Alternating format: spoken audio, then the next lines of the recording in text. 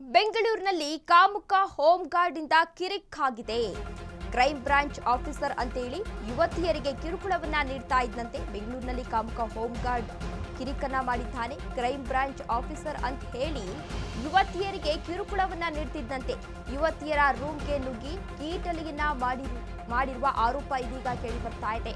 ರಾತ್ರಿ ವೇಳೆ ರೂಮ್ಗೆ ನುಗ್ಗಿ ಭಯವನ್ನ ಹುಟ್ಟಿಸ್ತಾ ಇದ್ದ ಹೋಮ್ ಗಾರ್ಡ್ ಎನ್ನುವ ಮಾಹಿತಿ ಸಿಗ್ತಾ ಇದೆ. ಬೆಂಗಳೂರಿನಲ್ಲಿ ಕಾಮುಕ ಹೋಮ್ ಗಾರ್ಡ್ ಕಿರಿಕ್ ಈಗಾಗಲೇ ಜಾಸ್ತಿ ಆಗಿದೆ. ಕ್ರೈಮ್ ಬ್ರಾಂಚ್ ಆಫೀಸರ್ ಅಂತ ಹೇಳಿ ಯುವತಿಗೆ ಕಿರುಕುಳವನ್ನ ನೀಡ್ತಾ ಇದ್ದಂತೆ ಈತನೇ ಆ ಹೋಮ್ ಗಾರ್ಡ್ ಆಗಿದ್ದಾನೆ.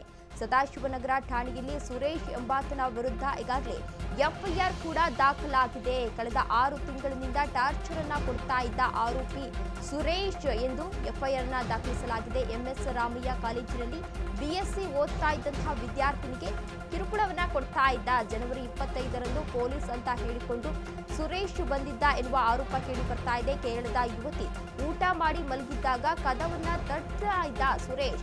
ಸದಾಶಿವ ನಗರದಲ್ಲಿ ಆತನ ವಿರುದ್ಧ ಇದೀಗ ಎಫ್ಐಆರ್ ಕೂಡ ದಾಖಲಾಗಿದೆ. ಪೊಲೀಸ್ ಅಂತ ಹೇಳಿಕೊಂಡು ಮನೆಗೆ ಬರ್ತಾ ಇದ್ದ, ಕಿರುಕುಳವನ್ನ ನೀಡ್ತಾ ಇದ್ದ ಎನ್ನುವ ಮಾಹಿತಿ ಸಿಗ್ತಾ ಇದೆ. ಸದಾಶಿವನಗರ ಠಾಣೆಯಲ್ಲಿ ಸುರೇಶ್ ಎಂಬಾತನ ವಿರುದ್ಧ ಈಗಾಗಲೇ ಎಫ್ಐಆರ್ ಕೂಡ ದಾಖಲಾಗಿದೆ.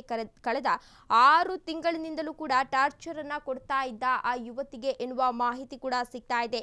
ಎಂಎಸ್ ರಾಮಯ್ಯ ಕಾಲೇಜಿನಲ್ಲಿ ಆ ಯುವತಿ ಏನಿದ್ಲು, ಕೇರಳ ಮೂಲದ ಯುವತಿ, ಆಕೆ ಬಿಎಸ್ಸಿ ವ್ಯಾಸಂಗವನ್ನ ಮಾಡ್ತಾ ಇದ್ಲು.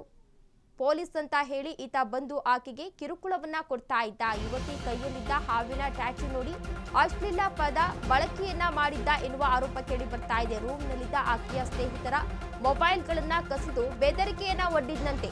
ಅಷ್ಟರಲ್ಲಿ ಯುವತಿ ಸ್ನೇಹಿತ ಅಲ್ಲಿಗೆ ಬಂದು ಪೊಲೀಸರಿಗೆ ತಿಳಿಸಿದ್ದ ಎನ್ನುವ ಮಾಹಿತಿ ಸಿಗ್ತಾ ಇದೆ. ಸದಾಶಿವನಗರ ಪೊಲೀಸರು ಬಂದಾಗ ಸುರೇಶ್ ಬಣ್ಣ ಬಯಲಾಗಿತ್ತು. ಆತ ಪೊಲೀಸ್ ಅಲ್ಲ ಅನ್ನೋದು ಗೊತ್ತಾಗಿತ್ತು.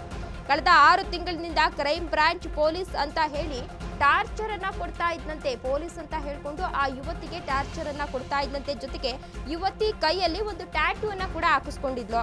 ಒಂದು ಹಾವಿನ ರೀತಿಯ ಟ್ಯಾಟೂ ಅನ್ನ ಹಾಕಿಸ್ಕೊಂಡಿದ್ಲಂತೆ. ಆ ಟ್ಯಾಟೂ ನೋಡಿ ಅಶ್ಲೀಲ ಪದ ಬಳಕೆಯನ್ನ ಮಾಡ್ತಾ ಇದ್ದಂತೆ ಆ ಪೊಲೀಸ್ ಅಂತ ಹೇಳ್ಕೊಂಡು. ಇನ್ನು ರೂಮ್ನಲ್ಲಿದ್ದಂತಹ ಆಕೆಯ ಸ್ನೇಹಿತರ ಮೊಬೈಲ್ಗಳನ್ನ ಕಸಿದು ಬೆದರಿಕೆಯನ್ನ ಒಡ್ಡಿದ್ದಂತೆ ಆತ ಪೊಲೀಸ್ ಅಂತ ಹೇಳಿ ಎನ್ನುವ ಮಾಹಿತಿ ಕೂಡ ಸಿಗ್ತಾ ಇದೆ.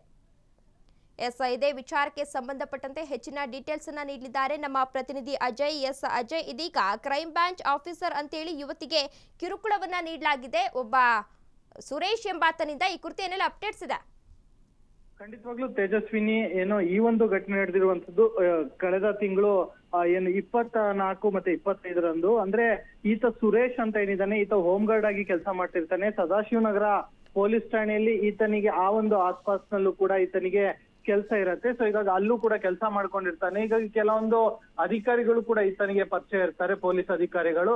ಹೀಗಾಗಿ ಅದನ್ನ ಈತ ಅಡ್ವಾಂಟೇಜ್ ಆಗಿ ತಗೊಂಡು ಅಲ್ಲಿದ್ದಂತಹ, ಅಂದ್ರೆ ರಾಮಯ್ಯ ಕಾಲೇಜ್ ಏನಿದೆ ಅಲ್ಲಿರುವಂತಹ ಕೆಲವೊಂದು ಪಿಜಿಗಳಿಗೆ ಮತ್ತೆ ಅಲ್ಲಿರುವಂತಹ ಕೋಲಿವಿಂಗ್ ಅಲ್ಲಿರುವಂತಹ ವಿದ್ಯಾರ್ಥಿನಿಯರ ಇರ್ತಾರೆ, ಅಲ್ಲೂ ಕೂಡ ಹೋಗಿ ಈತ ಬೆದರಿಕೆಗಳನ್ನ ಹಾಕ್ತಾ ಇದ್ದ ಅಂತ ಹೇಳಿ ಗೊತ್ತಾಗಿರುವಂತದ್ದು. ಈಗಾಗ್ಲೇ ಓರ್ವ ಯುವತಿ ಕೂಡ ಈಗಾಗ್ಲೇ ದೂರನ್ನ ಕೊಟ್ಟಿದ್ದಾರೆ. ಏನಂದ್ರೆ ಈತ ಏಕಾಏಕಿ ನಮ್ಮ ರೂಮ್ ಒಳಗ್ ಬರ್ತಾನೆ, ಬಾಗ್ಲ ಹಾಕೊಂತಾನೆ, ನಾನು ಕ್ರೈಮ್ ಬ್ರಾಂಚ್ ಆಫೀಸರ್ ಮತ್ತೆ ನಾನು ಪೊಲೀಸ್ ಅಧಿಕಾರಿ ಅಂತ ಹೇಳ್ಕೊಂತಾನೆ.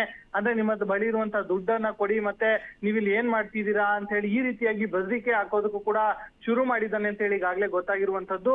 ಇದು ಈಗಲ್ಲ, 6 ತಿಂಗಳಿಂದನೂ ಕೂಡ ಈತ ಇದೇ ರೀತಿಯಾಗಿ ಮಾಡ್ತಾ ಇದ್ದ ಅಂತ ಹೇಳಿ ಗೊತ್ತಾಗಿದೆ. ಸೊ ಹೀಗಾಗಿ ಈ ಬಗ್ಗೆ ಈಗ ಅಲ್ಲಿದ್ದಂತಹ ಯುವತಿ ಏನಿದ್ದಾಳೆ ಅವರ ಸಂಬಂಧಿಕರಿಗೆ ಹೇಳಿ ಅಲ್ಲಿ ಪೊಲೀಸ್ ಠಾಣೆಗೂ ಕೂಡ ದೂರನ್ನು ಕೂಡ ಕೊಟ್ಟು ಈಗಾಗಲೇ ಆತನನ್ನ ಅರೆಸ್ಟ್ ಮಾಡಿ ಈಗಾಗಲೇ ಪೊಲೀಸರು ಜೈಲಿಗೂ ಕೂಡ ಕಳಿಸಿರುವಂತದ್ದು. ತೇಜಸ್ವಿನಿ. ಧನ್ಯವಾದ ಅಜಯ್ ತಮ್ಮೆಲ್ಲ ಡೀಟೇಲ್ಸ್ಗಾಗಿ.